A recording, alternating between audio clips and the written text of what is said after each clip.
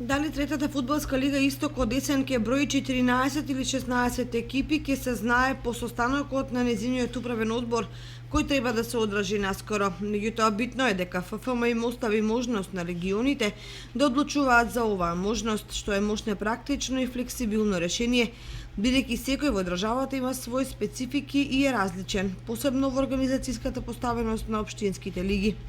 Евентуалното проширување на третата лига Исток ќе биде добродојдена за Слога 1934, која како предпоследна не обезбеди опстанок, но сега ќе може без играње во општинската лига да го задржи третолигашкиот статус.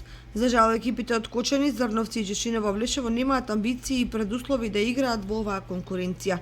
Првенствено, поради финансиски причини, Зрновка и Макмлин ги нема меѓу третолигашите, како што ги нема Партизан од Грдовци, Бели, Младост од Оризари.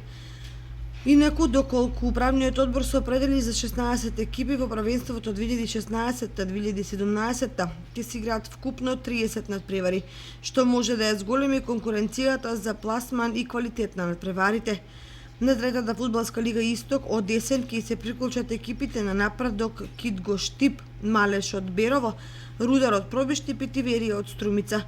А по евентуално проширување по административен пат, третолигашки статус ќе обезбедат и Слога 1934, Василево од Василево и Детонит од Радовиш.